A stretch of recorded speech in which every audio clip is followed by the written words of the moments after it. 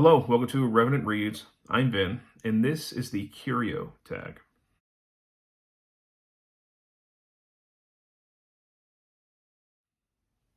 So the Curio Tag was created by Will Chambers, a fairly new booktuber, and it's not a traditional type of tag that we normally see on booktube.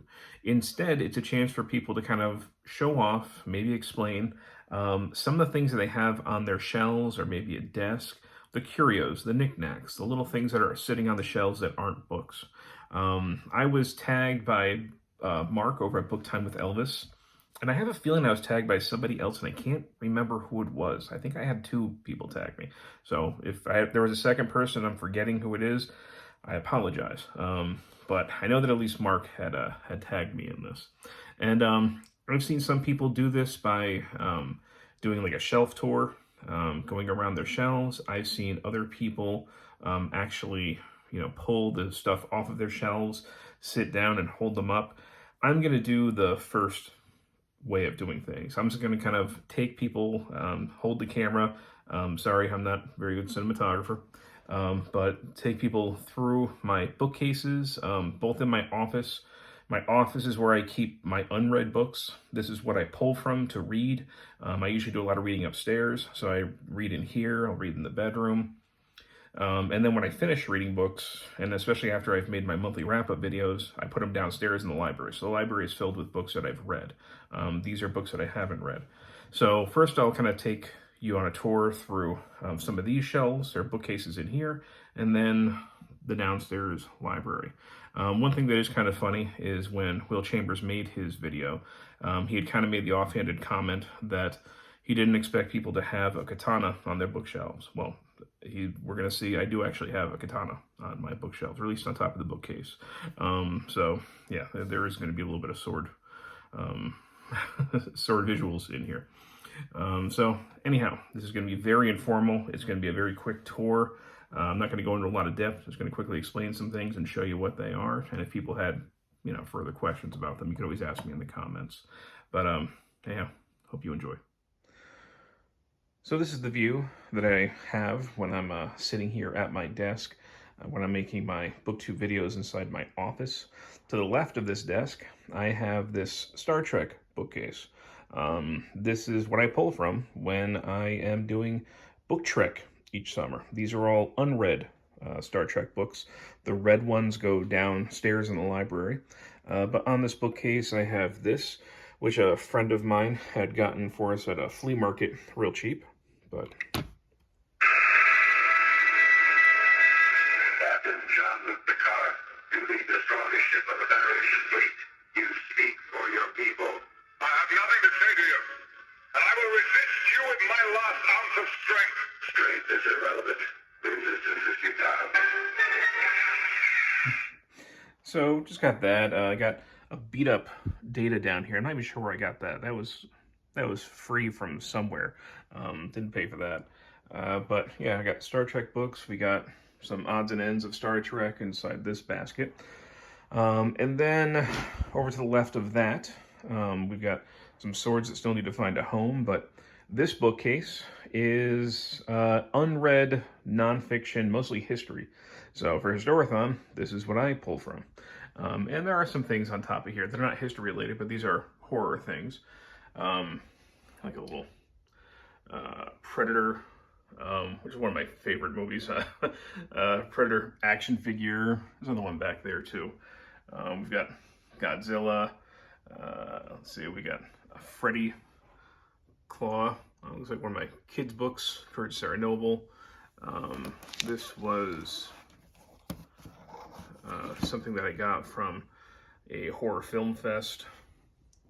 I have various NECA figures of some horror-related icons. Once again, we got Predator here. I don't buy too many things horror-related, but I do like the NECA figures. There's also a couple of candles that I got at a horror convention. Some old Boglins. Children of the 80s might remember these things. These are original Boglins that I still have from when I was a kid. And as well, we also have this poster of HORRORCAST Jack, which is a mascot for the horror movie discussion podcast that I co-host, the HORRORCAST. All killer, no filler. That's the saying that goes along with it. And then over here, we have other bookcases. This is mostly fiction that I have not read yet, that I pull from, with some graphic novels and some general nonfiction over in the left-hand corner there. And there's just a few things on here that are curio-like. We have Christine, Stephen King, in Darnell's Garage. So my wife had gotten that for me a while back. And we also have like a little Funko Pop Ash from Evil Dead. So now we're inside the downstairs library. I can show you some of the things that are down here. This bookcase is more like general nonfiction. There's like some science, philosophy, religion, memoirs, that sort of thing. My wife's got her math books over here, language learning, just general nonfiction for the most part.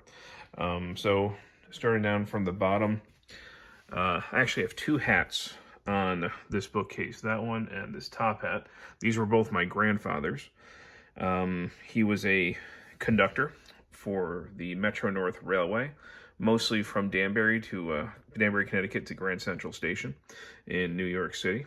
And I have two of his hats. I'm not really sure exactly why he had a top hat, but he did. Unfortunately, both those hats are actually much too small for me.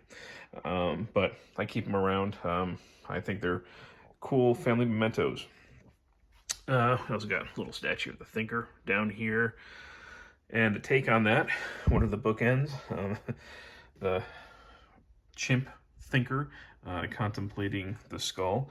Its brother is elsewhere in the room. Got a loose screw from something. My wife's little, I guess it's more like an owl paperweight that I'm using as a bookend. We have up here an old camera that I got from my grandparents after they had passed away. And up on the top here is, you can see it, that's an old Bible from the 19th century. That is kind of fallen apart. Over here, we have, this is actually a horn. It's to hold a drinking horn. You'll see I have a stand elsewhere that I use. And we got this. This is from my gift from my father. This is my family at my brother's wedding a few years back. You can see my daughter, my son, and my wife, and of course me. And I think that's about it for that. If we start heading over to the other side, I got the fireplace here. I have various Norse things on the mantle. This is an incense burner, but it's like a Viking ship. I've got some, you can see some of the ash from the incense because I do burn incense quite a bit. These are horn shot glasses for mostly mead, but whatever we want to use it for. Here's a model Viking longship. Here is the drinking horn, and that's the drinking horn stand that I now use with Thor's hammer on it. We got just a candle here, but it's got the Midgard serpent carved into wood underneath it. And back here is a knife that I forged 2 summers ago when I took a knife making class. Then if we go over here, this is mostly the fiction shelf, bookcase I should say. And we have a Frank Frazetta Stein up there on the top. We've got a horned helmet. And we have a figure of Conan the Barbarian. This is something that my wife accidentally bought me that I love and that she hates. But at this point, at least, it's still inside the library. It's not the only Conan thing. If I go down here, actually, we got a little plastic statue of Conan contemplating his existence on his throne. We've got Saruman and Gandalf hanging out next to him. And then we just have a couple of Raven bookends that I got in Salem, Massachusetts that I really like. And that's it for that side.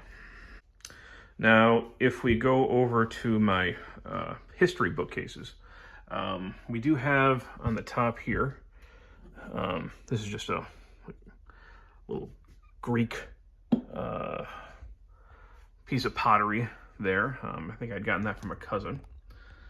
If I scroll down, we got a little gladiator figure that my wife and I got in Rome. You can see it's next to some Roman history books. This is a piece of pottery that we picked up in Hungary, actually at the Curio Tag festival. We just really liked it, and we just kind of keep various things in there. I think right now there's a bunch of fortune cookie wrappers in there, or the little fortunes that you get in the middle. But we like that. Got a random knife up here on the top. Let's see if I scroll down. Next to the Viking stuff, we got a little barbarian warrior. We go down here. There is Don Quixote.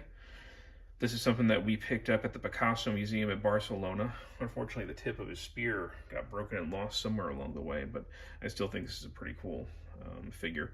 I'm not the biggest fan necessarily of Picasso's paintings, but I do like his illustrations, and I liked his illustration of Don Quixote and the statue they made of it. Okay, if I go back up here, we have a katana. That's the katana that I mentioned. And there is a reproduction World War II bayonet as well that I'd gotten from my father-in-law, who is also something of a history buff. So if I go down here, this is my mostly American history bookcase right here that we're looking at. I have a reproduction Civil War belt buckle. I'm thinking about making or using that to make a sword hanger on the wall, incorporating it. This is something that we just recently picked up. Here's a little model of Fort William Henry. That's over in Lake George, New York. We stayed there just a few weeks ago. We stayed at the hotel that's right next to the fort. So this is a nice little model. It wasn't very expensive at all. That's why I figured to pick it up and look nice inside the library. It does have the tourist entrance here. That's not the original entrance to the fort. I think that was actually somewhere back here. But I thought it was just a little cool item. I've always liked it. This is a fort that I went to a lot as a kid. So I've got a lot of memories attached to it. It's kind of become a family tradition. You know, my grandfather took my father there. He took me. I've taken my kids. So this fort means something to us, you know, as far as a family memories. Got a little brass cannon here holding up Jacob Riis's How the Other Half Lives. I think that's an odd-shaped book. And there's a copy of the Declaration of Independence back there, and also a little model Civil War light cavalry saber. I don't even remember where I got this, but I remember getting it and being surprised because I have a real thing upstairs. So I actually have an antique saber, but this is like a little model version of it, which I like. And then this last case, we have a little glass bottle with the bounty in it. This is a very new edition. We just got this. My wife's grandfather unfortunately passed away. Her grandmother had already passed away, so we were getting some of his things, and this is something that we got for our library. And I got this. I'll Always Love You. That was something my son made me a couple of years ago. And we got like a little, I'm not sure Greek, I'm not sure exactly what design that is, but a horse. And some archaeology magazines. And we got one of our regular fixtures here in the library, hanging out. Right, Asher? Yep. And finally, we have this back corner. Kind of a Star Trek bookshelf of books that I have read. There's the other monkey thinker, or I should say ape thinker. And then we have my horror cabinet, and that's my son's cheeseburger phone that he used to have in his bedroom. We've got a sort of stained glass decorative piece of Dracula that was a gift from a friend. And we've also got a big thing of Sam from Trick or Treat up on the top there. And then this is the horror cabinet. It's got horror fiction and horror studies. So the first couple shelves are basically horror genre studies, mostly horror film, but also some with literature and just general history. I do have some little Funko Pop horror figures in here. These came out of a horror advent calendar that I did with my kids, and I kept some, my kids kept some. So you can see we've got Freddy, I got Lost Boys, the Grady twins, we got Jack Torrance, we got Pennywise, we got Jason. Over here, we got Gizmo. There is the Trivial Pursuit Horror Movie Edition. I got like a Funko Pop version, trying to get this where the door is, of the Predator over there. I'm not necessarily into the Funko Pops, my son gets them for me. And lastly, we have down here some paperbacks. The old master himself, Edgar Allan Poe, a bust right down here. Oh, looks like there's also a Pennywise sign. So that was a quick tour of my bookshelves for the Curio tour. Hope you enjoyed, and as always, thank you, BookTube.